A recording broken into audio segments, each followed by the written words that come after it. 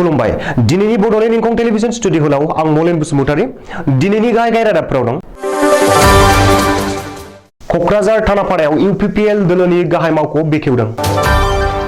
संग्रा गेसनि बेसेना 50 रां बांदों।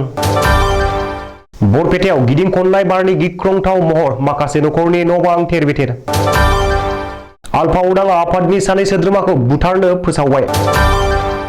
जोंदाव बड'सा देराखौ दिनै बेखेवबाय।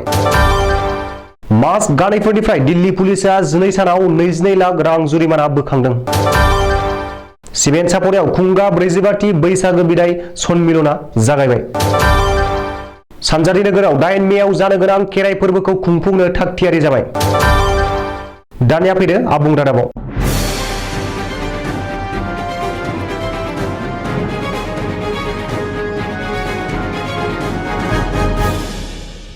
बिटिसिनि खुंथाय गोहोआव थानाय इउपिपिएल दोलोआ दिनै गाहाय मावख' मोननो हाबाय। कक्राझार नोगोरनि थानापारायाव गोदानै बानायनाय इउपिपिएल दोलोनि गाहाय मावख'खौ दिनै बेखेवबाय। बिटिसिनि गाहाय आरो इउपिपिएल दोलोनि आफादगिरि प्रमद बर'आ दिनै फिथा हास'नानै दोलोनि गाहाय मावख'खौ बेखेवनानै होयो। इउपिपिएल दोलोनि गाहाय मावख' बेखेवनाय हाबाफारियाव प्रमद बर'जों लोगोसे दोलोनि मावफुं आफादगिरि आरो रायजो सभानि एमपि रोनगोरा नार्जारी, बिटिसि एनएनि बुंथिगिरि कातिराम बर', बिटिसिनि इएम फारियै रनजित बसुमतारी, उइलसन हासदा, उकिल मुसाहारि, धनन्जय बसुमतारी, एमएलए जयन्त बसुमतारीजों लोगोसे इउपिपिएल आरो बिजेपि दोलोनि माखासे मावथि सोद्रोमाफोरा बाहागो लायो होननानै मिथिनो हादों। मख'नो गोनांदि प्रमद बर'आ दिनै कक्राझार थानापारायाव दोलोनि गाहाय मावख' बेखेवनाय हाबाफारिनि उनाव मोनसे खौरांगिरि मेल खुङो। बे खौरांगिरि मेलाव इउपिपिएलआ खुंथाय गोहोआव फैनायनि उनाव समान मोनथाय आरो समान जौगाथाय मोन्थोरजों खामानि मावगासिनो दं होननानै प्रमद बर'आ बुंथियो। बबेखानि प्रमद बर'आ हाग्रामा महिलारि दैदेननाय सिगांनि बिटिसि सोरखारखौबो गोख्रों रावजों सावरायो। बेजों लोगोसेनो बे समाव बिपिएफआ बिटिसिआव सोरखार दानो हानायनि थासारि गैया होननानैबो बुंथियो। मख'नो गोनांदि बिटिसिआव प्रमद बर' दैदेननाय सोरखारखौ सिफायनानै बिपिएफआ फिन सोरखार दागोन होननानै बिपिएफनि माखासे दैदेनगिरिफोरा दाबि खालामगासिनो थानाय समावनो बिपिएफआ सोरखार दानायनि थासारि गैया होननानै प्रमद बर'आ खौरांगिरि मेलाव बुंथियो। दिनै फुङावनो सरासनस्रा आइजोफोरनि थाखाय गाज्रि खौरां ओंखारदों। आरोबाव बारायदों संग्रा गेसनि बेसेना। बे खेबाव न'आव बाहायग्रा संग्रा बेसेननि बेसेना बारायदों। दिनै फुङावनो संग्रा गेसनि बेसेना गंफ्रोम सिलिन्डाराव 50 रां बारायदों। न'आव बाहायग्रा 14.2 केजि लिरथायनि सिलिन्डारनि बेसेनखौ दिनैनिफ्राय 50 रां बारायनो फोसावदों। बेजों लोगोसेनो दिनैनि सानाव संग्रा गेस सिलिन्डारनि बेसेना 1000 रांनि गोजौआव दावखोबाय। गुबुन फारसे फेरि सिबिथायनि भाराखौबो दिनैनिफ्राय 2 गुन बारायदों। आसामनि दै हान्थामेला बिफाना फेरि सिबिथायनि भाराखौ 2 गुन बांहोनो फोसावदों। मिथिनो हानाय बादिब्ला फेरि सिबिथायनि भाराखौ दिनैनिफ्राय 2.5 लाथिख' रांनिफ्राय 5 रांसिम बारायबाय। मख'नो गोनांदि बाजाराव मुवा बेसादनि बेसेन बांग्लाबनाय समावनो दिनै संग्रा गेसनि बेसेनाव 50 रां आरो फेरि सिबिथायनि भारायाव 2 गुन बारायनाया सरासनस्रा रायजो राजाफोरनि सानफ्रोमबोनि जिउ खांनायाव गोब्राब जेंना नुजाथिगोन।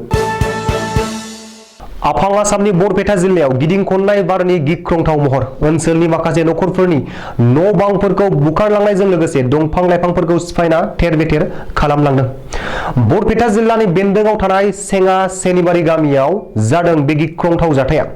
मख'नो गोनांदि गिदिं खननाय बारनि गिख्रंथाव सिमब्रेलांनायाव सेनिबारि गामियाव माखासे खहा जालांदों आरो बे सिमब्रेनाय महरखौ नुनानै ओनसोलनि थागिरि सुबुंफोरनि गेजेराव गिखांनाय सोमजिदों। बेखौबो मख'नो नांगोन दि गिदिं खननाय बारनि सिमब्रेलांनाया केमेरायाव सेबखांजादों आरो बे भिडिअ'आ ससियेल मिडियायाव भाइरेल जादों। बबेखानि दिनै सानजौफुआव हरखाब फैनाय बे गिदिं खननाय बारा सेङानि सेनिमारि गामिजों लोगोसे साखाथि फाखाथिनि माखासे गामिफोराव गोबांथार खहा खालामनांदों होननानै खौरां मोनदों। आलफा उदाङा आफादनि जारिमिनाव मोनसे गेदेरथार बिथांखि लादों। आफादनि सानै सोद्रोमाखौ बुथारनो बिथोन एबा राय होबाय थिउरि आफाद आलफा उदाङा। आलफानि जारिमिनाव बेबादि थांखि एबा जाथायखौ गिबि खेबनि थाखाय नुनो मोनदों।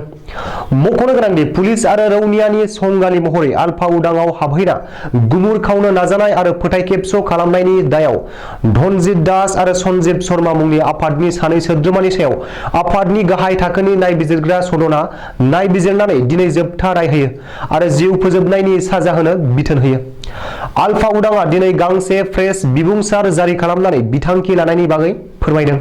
बबेखानि धनजित दासआ बरपेटा जिल्लानि आरो सन्जीब शर्माया कामरुप मुक्तापुरनि होननानै प्रेस बिबुंसाराव फोरमायदों। आफादनि सायाव बेबायदि फोथायखेबस' खालामनाया माब्लाबाबो सहायथाव आरो निमाहा होथावना नङा होननानै आरो बेनिखायनो सानै सोद्रोमानि सायाव आफादा बे जोबथा थांखिखौ लादों होननानै आलफा उदांनिफ्राय फोसावदों। ओरैहाय बे जाथायनि बागै खौरां मोननायनि उनावनो धनजित दास आरो सन्जीब शर्मानि नखराव दुखुनि देंखो रिंखांदों आरो नखरनि सोद्रोमाफोरा बायग्लिलांदों।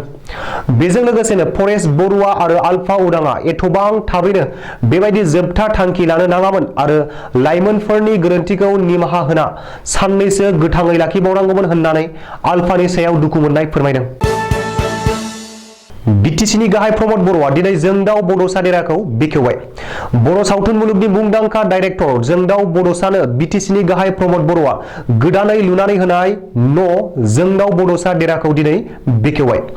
प्रमद बर'नि बाहागो लानायाव एबसुनि बोसोनगिरि मनेस्वर दैमारिया फिथा हास'नानै जोंदाव बड'सा देराखौ बेखेवनानै होयो। मख'नो गोनांदि गोलाव समनिफ्रायनो बर' हारिमुनि फोथाराव बिहोमा जगायबोनाय सावथुन दिहुनगिरि आरो डाइरेक्टर जोंदाव बड'सानि थांना थानाय जिउ राहा आरो दुखु खस्थ'खौ नुनानै बिटिसिनि गाहाय प्रमद बर'आ क'क्राझार सहरनि सोनाबहा थानाय गौरां पार्कनि साखाथिनि बुद्धिस्ट पार्कआव जोंदाव बड'सा देरा मुंनि गंसे न' लुनानै होदों आरो जोंदाव बड'सानि जिउआव गोदान मोनसे गुस्लायनाय लाबोदों। बबेखानि जोंदाव बड'सानो थानो थाखाय न' लुना होनायनि थाखाय बै समनि मुंदांखा आलायारन सावथुननि डाइरेक्टर जोंदाव बड'सा आरो एबसुनि बोसोनगिरि मनेस्वर दैमारिया बिटिआरनि गाहाय प्रमद बर'निसिम साबायखर बावदों। आथिखालाव थामथि खोलोबनि कर'नाया हादरनि गुबुन गुबुन रायजोफोरजों लोगोसे राजथावनि दिल्लीयावबो लोब लोब बांलांनो हमनायखौ नोजोर होनानै दिल्ली सोरखारनि मिथिंगायारि अलखद सामलाय बिफाना माखासे सान सिगाङाव बयखौबो मास्क गाननानैसो बायजोआव ओंखारनांगौ होननानै फोसावदोंमोन। नाथाय अब्लाबो गोबाङानो मास्क गानैखौ नोजोर होनानै दिल्ली पुलिसआ थांनाय 12 सानाव गासै 22 लाख रां जुरिमाना बोखांनो हादों। मिथिनो गोनांदि आथिखालाव हादरनि राजथावनि दिल्लीयाव जायफोरा हान्थिनो एबा दावबायनो थांगोन बिसोरो बयबो मास्क गानथारनांगोन। बेखायनो बेफोरखौ मिथिखानाया गाहाम। खुंगा 44थि सिमेन्ट सापरि मिरु बैसागु बिदाय सन्मिलना सनिबारनिफ्राय सिमेन्ट सापरि शिल्पी संघनि नब्लाङाव सानथामनि हाबाफारिजों जागायबाय। फुंबिलिनि 7 रिंगायाव मिरु बिहु एबा बैसागुनि फिरफिलाखौ बानजाय आफादनि आफादगिरि हरेन्द्रनाथ दुवारा बिरहोयो। 7:30 रिंगायाव मुंख्लंफोरनो बिबार बावजेनो बानजाय आफादनि आफादगिरि सुसेन कुंवरा। फुंनि 10 रिंगानिफ्राय गुबुन गुबुन हारिनि हारिमुनि गाब गोनां हानजा सुरनायखौ बेखेवना होयो आजिरा मोननाय सोलोंथाइ बिफाननि मावख'गिरि एबा बिइअ दिलीप कुमार गगैया। हारिमु हानजा सुरनाय हानजाया बिहुथलिनिफ्राय 515 हादरारि राजा लामानिफ्राय कलेज तिनिआलि सेनसुवा जानानै 3 किल'मिटार लामाखौ हारियारि गाननाय जोमनाय दामजु गुबुन गुबुन हारिमु हारियारि दोरोङारि खान्थिफोरखौ दिन्थिफुङो। धेमाजि जिल्लानि सानजारि नोगोर सिमेन्ट सापरियाव थानाय एस.बि. बर' गोजौ फरायसालिनि गेलेग्रा फोथाराव बर' कसारी अनसाय गावहायुंआरि खुंथायनि बानजायनायाव बोहैथि बोसोरनि 8 मेआव खुंनो गोनां खेराइ हुनाय फोरबोनि खामानिया फ्राय जाफुंनायनि लामायावसै। खेराइ हुनाय फोरबोआव बयखौबो गाजा गोमजायै बाहागो लानो थाखाय खावलायदों बानजाय आफादनि आफादगिरि सुक्रेश्वर गयारिया। मख'नो गोनांदि खेराइ फोरबोआ बर' हारिनि हारिमुजों लोब्बा गोनां मोनसे गोनांथार धोरोमारि फोरबो।